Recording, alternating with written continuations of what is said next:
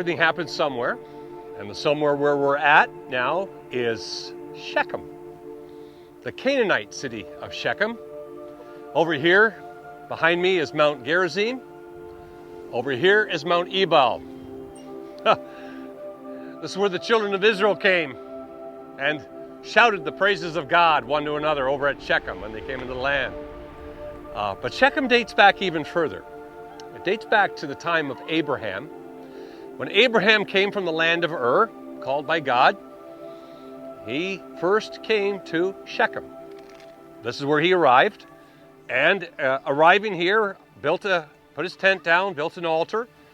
And according to archaeological records, it's not really a surprise that he would come here. Shechem had been a center for trade for really centuries. Archaeologists in digging here have found a number of Egyptian artifacts dating back to, well, really 3000 BC, even earlier than that. Shechem was a place of influence, a place of trade, a place of commerce. It was key in terms of one of the trade routes that went along here, one along the Ridge Mountains all the way to Jerusalem, but also intersecting with the Via Maris, the Way of the Sea, probably the most important trade route in the land, just a little bit west of here.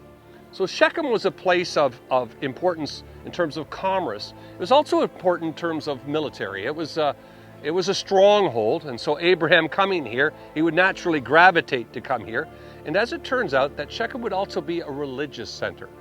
The Canaanites here would worship their various gods. And as it turns out, in Canaanite Shechem, you and I are standing in the courtyard of the sanctuary here at Shechem.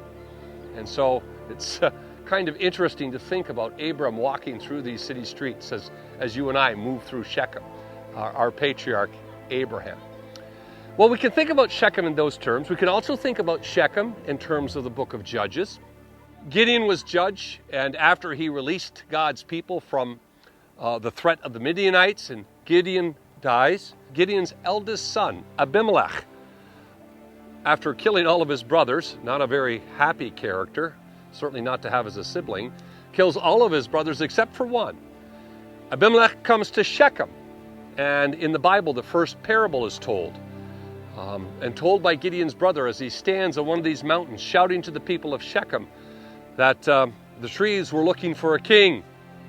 And they asked the fig tree, and the fig tree said no. They asked the olive tree said no. They asked the grapevine said no. And then they asked the thorn bush, the atad tree. And the atad tree became king. And the thing about the atad tree is a great tree, gives shade, but everything in its shade perishes. Nothing can survive in its shade. So if a farmer has an atad tree growing in his field, beginning to grow in his field, he'll get rid of it right away. Everybody in the shade of Abimelech, and indeed, that's what happened to Shechem. They were destroyed. I want to think with you about Shechem as it is in the text as one of the 6 cities of refuge. In the Torah, in the Bible, we are told that when you come into the land, you are to establish 6 cities. These are Levitical cities, but these 6 Levitical cities are special. There's 3 on the western side of the Jordan, 3 on the eastern side of the Jordan. Shechem is a city of refuge on the western side of Jordan. Now, a city of refuge. What is a city of refuge? Well, the Bible talks about if someone dies by your hand.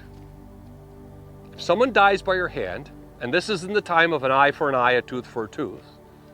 If someone dies by your hand, then that family appoints a blood avenger, and that blood avenger pursues you. You, if someone had died by your hand, would flee to a city of refuge. Coming to the city of refuge, you would put your hands on the altar, the horns of the altar, and you would have the protection of God, the provision of God. The blood avenger cannot touch you. Then, a court is assembled. Evidence is tendered, and it is judged. Now, if it is judged that you are guilty of the death at your hand, that it was intentional, then you are handed over to the blood avenger. eye for an eye, tooth for a tooth. If it is discovered that the death by your hand was accidental, manslaughter, then you were to stay in the city of refuge, never to leave. This is where you would live. This is where you would be. And the blood avenger could not touch you. Now you would stay in the city of refuge, the Torah says, until a certain time.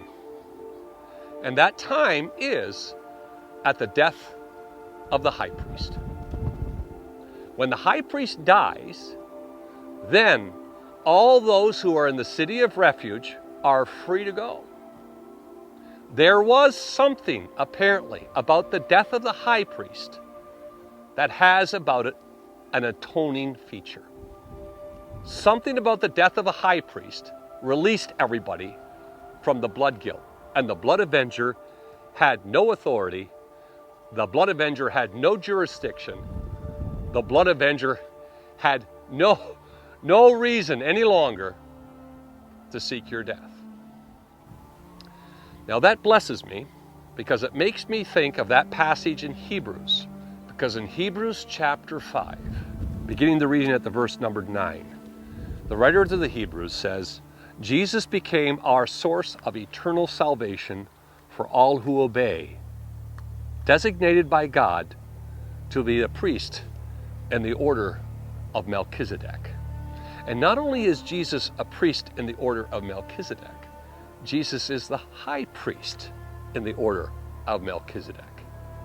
And by his death, the blood avenger has no authority over us. That blesses me. It strikes me that in the garden, God said, "You shall not eat of this tree, otherwise you will surely die." Adam and Eve had eaten of the tree, but they did not die right away. But it didn't take long. It was their sons, Cain and Abel. As the anger and frustration mounts in Cain, and God, knowing his heart, said, "Cain, sin is at the door, but you can master it." And Cain, taking God's words, perhaps not the way that God intended, rather than mastering sin, Cain allowed sin to master him. And there was death at his hand. And so death has been a consequence of sin. And when there was a death at the hand, whether it was intentional or unintentional, it needs to be paid for. And as we stand here in the precincts of this courtyard, beginning to think about how many fled to this city, whether they had committed intentional murder or unintentional manslaughter, came and put their hands on the altar. I think about the deaths that you and I have experienced in our lives, because we're all victims of sin, every one of us. And at the same time, we all perpetuate sin as well. And we have a refuge. We have a city of refuge, as it were.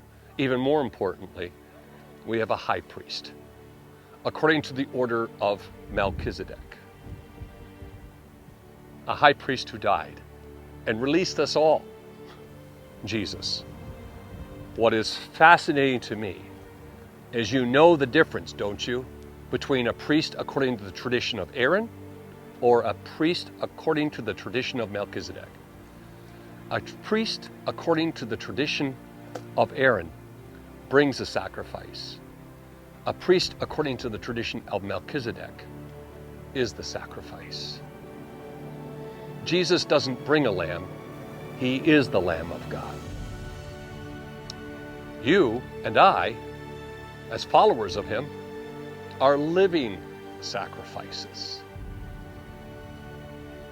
As the death of the high priest would release people from the cities of refuge, the death of our high priest releases us of all blood guilt. And we are one with the Father once again. Shechem. Everything happens somewhere. Shechem, the city of refuge. Shechem, the place where you and I treasure our high priest according to the order of Melchizedek.